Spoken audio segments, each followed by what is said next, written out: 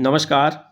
राजस्थान के स्कूल शिक्षा विभाग में पिछली सरकार के द्वारा एचएम यानी हेड मास्टर के पद को डाइंग कैडर घोषित करते हुए उसके स्थान पर उच्च माध्यमिक विद्यालयों में प्रिंसिपल से एक दो लेवल नीचे यानी कि L14 पर वाइस प्रिंसिपल पद का सृजन किया गया। ये वाइस प्रिंसिपल पद सीधे तौर पर पदोन्नति के माध्यम से ही भरे जाने का प्रावधान रखा गया 100%। तो ऐसी स्थिति में यहाँ पे जो पदोन्नति है वो व्याख्याता स्कूल शिक्षा को इसमें पदोन्नति के अवसर दिए गए। इसके साथ साथ जो भी एचएम थे उन सबको डाइंग कैडर घोषित करते हुए वाइस प्रिंसिपल एक बारगी बना के उसे अंतिम तौर पर प्रिंसिपल पद में पदोन्नति दे दी गई। अब वर्तमान सरकार वाइस प्रिंसिपल पद को डाइंग कैडर घोषित कर रही है यानी कि कर चुकी है। तो ऐसी स्थिति में आज हम इस वीडियो के माध्यम से समझेंगे कि वाइस प्रिंसिपल पद समाप्त होने के बाद में एज ए स्कूल व्याख्याता को इसे कैसे फ़ायदा होने वाला है, अगर ये पद रहता तो क्यों फ़ायदा नहीं होने वाला था, और ये पद अगर समाप्त होता है तो कैसे इसमें स्कूल व्याख्याता को फ़ायदा हो सकता है। संपूर्ण चर्चा हम इस वीडियो के माध्यम से करेंगे। तो चलिए देखते हैं सबसे पहले उस आदेश को जिसमें क्या कहा गया है और कैसे इस पद को डाइंग कैडर घोषित किया गया है। तो ये आदेश है राजस्थान शिक्षा विभाग और ये निदेशक महोदय को संबोधित करते हुए, और विषय है उप प्रधानाचार्य वाइस प्रिंसिपल के पद को डाइंग कैडर घोषित किए जाने के संबंध में महोदय उपयुक्त विषयान्तर्गत स्कूल शिक्षा विभाग अंतर्गत उप प्रधानाचार्य वाइस प्रिंसिपल पे लेवल 14 कैडर को डाइंग कैडर घोषित किया जाता है। यह स्वीकृति वित्त विभाग की ID संख्या 216 और 19/3/25 द्वारा प्रदत्त सहमति के अनुसरण में जारी की जाती है। यह सक्षम स्तर से अनुमोदित है।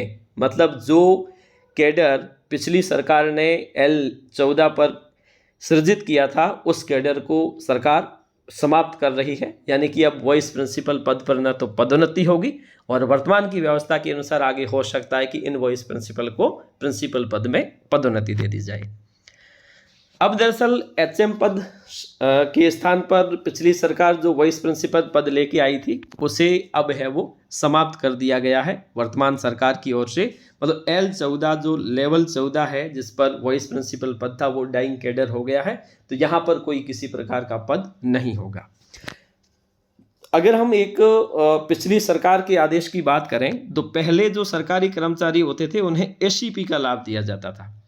ACP दरअसल जो लाभ दिया जाता था वो लेवल के अनुसार मिलता था। वर्तमान में जैसे मान लीजिए कोई वर्तमान में L11 पर है तो अगला लेवल उसे L12 मिलता था, लेकिन पिछली सरकार ने एक व्यवस्था दी कि ACP के स्थान पर हम मॉडिफाइड ACP देंगे, जिसके माध्यम से किसी भी कर्मचारी को पदोन्नति का एक अवसर दिया जाएगा। मतलब कोई भी कर्मचारी जो पहली MACP या दूसरी तीसरी जो भी पाएगा तो उसे लेवल की बजाय उसे पदोन्नति का अवसर दे दिया जाएगा। मान लीजिए कोई एक स्कूल व्याख्याता है, वो अगर 9 साल बाद में ACP में जाता तो लेवल 13 पे जाता, लेकिन वो MACP के तहत वर्तमान स्थिति के अनुसार तो L14 में जा रहा है जो वाइस प्रिंसिपल का है।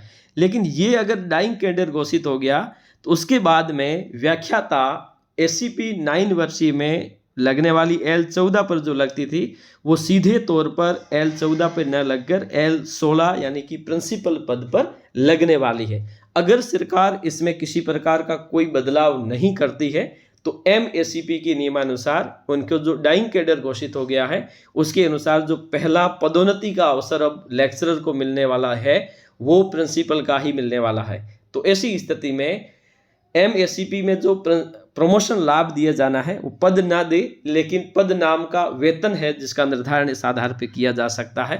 तो एज ए लेक्चरर के रूप में उनको फायदा ये हो सकता है कि लेवल 14 की बजाय MACP मतलब 9 वर्षीय जो MACP लगेगी वो सीधे तौर पर L16 पर हो सकती है, अगर सरकार इसमें कोई किसी प्रकार का बदलाव नहीं करती है। तो अगर सरकार इसमें कोई किसी प्रकार का बदलाव करे तो अलग बात है, लेकिन इसका सीधे तौर पर फायदा उन लेक्चर्स को मिलेगा जिनके अब 9 वर्ष सेवा के पूरे होने वाले हो। तो ऐसी स्थिति में उन्हें ये फायदा हो सकता है। आज के लिए इतना ही, धन्यवाद।